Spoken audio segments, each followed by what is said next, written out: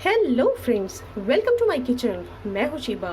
आज मैं आपके लिए लेके आई हूं बहुत ही मज़ेदार, बहुत ही यमी पिज़्ज़ा बेस बनाने की रेसिपी, जिसे हम बनाएंगे विदाउट अवन और विदाउट ईस्ट।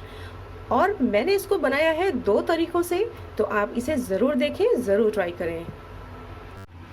तो यहाँ पर हम ले रहे हैं 2 कप ऑल पर्पस फ्लावर यानी कि मैदा। 1 कप मैंने ले लिया है और 1 कप मैंने और ले लिया है। तो ये मेजरमेंट के हिसाब से देखा जाए तो ये है 250 ग्राम यानी कि 250 ग्राम। इतने आटे में आप 2 आराम से बना सकते हैं पिज़्ज़ा बेस, और अगर आपको थोड़े हल्के बनाने हैं तो आप 3 भी बना सकते हैं। तो चलिए आगे का प्रोसेस शुरू करते हैं। तो मैंने यहाँ पर 2 कप ले लिया है मैदा ऑल पर्पस फ्लावर, और इसके लिए मैं ले रही हूँ दही। ये है मेरे पास 60 ग्राम। 1 टीस्पून नमक कम ही रखें और कम कर सकते हैं आप। Baking soda 1/4 teaspoon. Baking powder 1/2 teaspoon. और हम ले रहे हैं 1 टीस्पून चीनी यानी कि शुगर। साथ ही हमें ज़रूरत पड़ेगी रिफाइंड ऑयल की, जो कि मैं यूज़ कर रही हूँ 2 टीस्पून।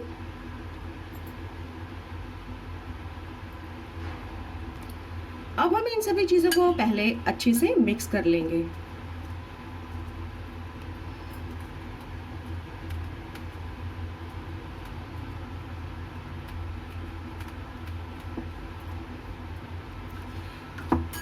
तो सभी चीज़ें अच्छी तरह से मिक्स हो गई हैं, और अब हमें ज़रूरत पड़ेगी वार्म वाटर की। थोड़ा मैं गुनगुना पानी यानी लूक वार्म वाटर यूज़ कर रही हूँ। बहुत तेज़ गर्म नहीं है, लेकिन गर्म है। तो अब मैंने थोड़ा पानी डाल दिया है, इसी से हमें आटा गूंदना है। पिज़्ज़ा बेस के लिए हमारा आटा गूंद गया है, तो हमने अब इस तरह से इसको कवर कर दिया है अपने क्लिंग रैप में। तो इसे हम रैप करके अब हम इसे रख देते हैं कम से कम 2 घंटे के लिए। तो अब हम आपसे दोबारा मिलते हैं 2 घंटे के बाद। 2 घंटे हो गए हैं, तो अब हम अपना आटा एक बार निकाल के देखते हैं और आगे का प्रोसेस करते हैं।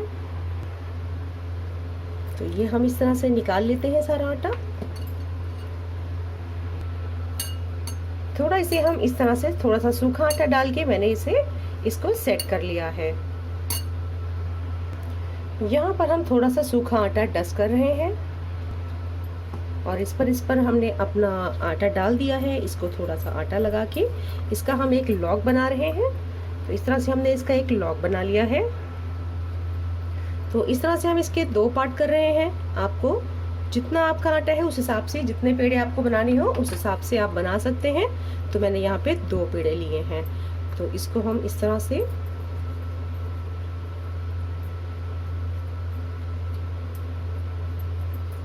ये हमारा एक पेड़ा बन गया है। तो इसे हम सूखे आटे में इस तरह से लगा के, और इसे हम रोलिंग पिन से इसे बेल लेंगे। थोड़ा हमें मोटा ही रखना है, जैसे पिज़्ज़ा होता है उसी तरह से हमें थोड़ा मोटा ही बेलना है। और अब हम अपनी फॉर्क से इसे इस तरह से ब्रेक कर देंगे। ये करना बेहद ज़रूरी है, क्योंकि जब हम अपना ये पिज़्ज़ा डालेंगे तो ये फूल जाएगा अगर हमने ब्रेक नहीं किया तो। और इसे हमें फुलाना इसे हमने अपनी इस छन्नी के ऊपर सेट कर दिया है। और उधर हमारा बिल्कुल अवन तैयार हो रहा है बेक होने के लिए। तो ये देखिए, यहाँ पे मैंने अपनी कढ़ाई को प्री हीट कर लिया है। बीच में नमक डाला हुआ है, और ये 5 मिनट हो चुके हैं, और ये बहुत ही तेज़ गर्म हो चुका है। तो अब हम अपना इसमें पिज़्ज़ा बेस इसमें रख देंगे, और इसे हम कवर कर देते हैं। तो आइए अब हम चेक कर लेते हैं। तो ये देख सकते हैं आप, ये बहुत अच्छे से बेक हो गया है। फ्लेम मैं ऑफ कर रही हूँ, मैं आपको अब निकाल के दिखाती हूँ।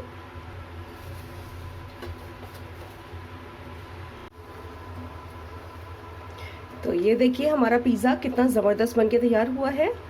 इसे बेक होने में 15 से 20 मिनट लगे हैं, जिसमें मैंने 5 मिनट तो लो मीडियम फ्लेम पर ही इसे बेक किया है, और उसके बाद मैंने मीडियम हाई फ्लेम पर इसे बेक किया है 15 मिनट। तो इसे टोटल टाइम इसे 20 मिनट्स लगे हैं। तो आप देख सकते हैं कि ये कितना ज़बरदस्त बनके तैयार हो गया है। सेकंड और बहुत ही इजी मेथड जिससे आप बेक कर सकते हैं अपने पिज़्ज़ा बेस को, तो उसका तरीका ये होगा कि आप इस तरह का एक पैन ले लें और उसे हाई हीट पर गरम कर लें, और गरम करने के बाद आपको कुछ इस तरह का इस पर किचन टॉवल आपको इस पर बिछानी होगी, और उसके बाद फिर हम अपना पिज़्ज़ा बेस इस पर डाल देंगे जो इसका डो होगा। तो मैं आपको वो मेथड भी अभी दिखाती हूँ।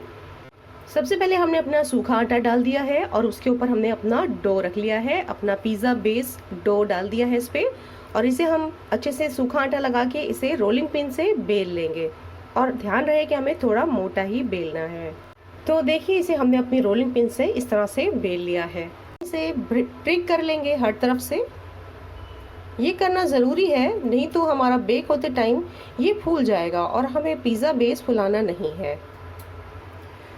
नीचे से चिपक ना जाए इसके लिए हमें नीचे इसके सूखा आटा लगाना ज़रूरी है, यानी कि हमने इसको जो बेला है तो नीचे हमने आटा ज़रूर लगाया है और उसके बाद ही हमने बेला है। तो अब हमारा यहाँ पैन हमारा काफ़ी गर्म हो चुका है, 5 मिनट हो चुके हैं। तो इस पर हम अपनी किचन टॉवल डाल देंगे और इस पे हम डाल देंगे अपना पिज़्ज़ा बेस। तो ये मैंने इस पे डाल दिया है और इसे अब हम कवर कर देंगे। 5 मिनट हो गए हैं, तो अब हम चेक कर लेते हैं। इसे मैं मीडियम हाई फ्लेम पर पका रही हूँ, तो इसे हम अब पलट देंगे। तो इसे पलट दिया है, इसे हम फिर से कवर कर देते हैं और अब हम मीडियम फ्लेम पर इसे 3 मिनट तक पकाएंगे। मैंने यहाँ पर किचन टॉवल बिछाई है। इसको बिछाने का मतलब ये है कि इससे ये एक बैरियर बन जाता है, डायरेक्ट फ्लेम इस पर नहीं लगती, जिसकी वजह से ये बहुत अच्छे से बेक हो जाता है। अब हम इसे चेक कर लेते हैं। फ्लेम मैंने ऑफ कर दी है।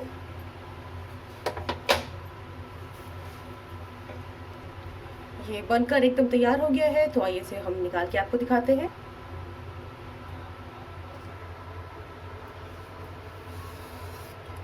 तो देख सकते हैं आप कितना ज़बरदस्त हमारा ये बन गया है पिज़्ज़ा बेस।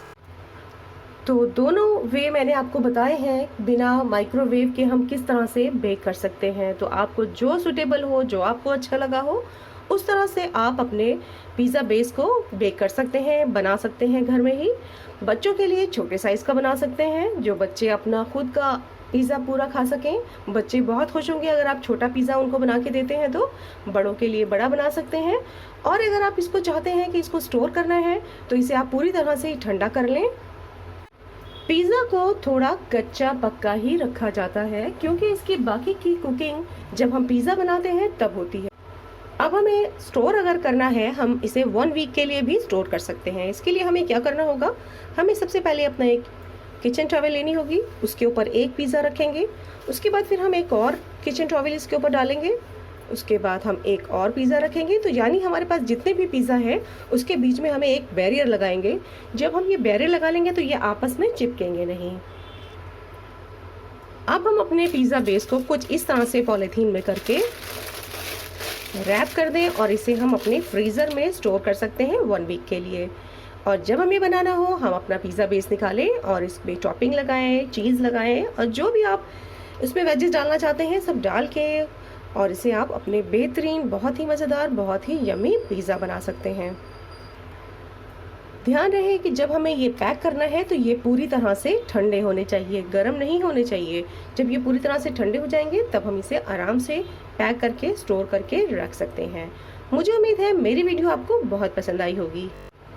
मेरी वीडियो अगर आपको पसंद आई है तो इसे लाइक और सब्सक्राइब करना ना भूलें, और बेल आइकन को प्रेस करना बिल्कुल ना भूलें, ताकि मेरे आने वाली हर नई नोटिफिकेशन आपके पास सबसे पहले पहुंचे। तो एक बार हम फिर मिलते हैं एक नई वीडियो के साथ। तब तक के लिए बाय बाय।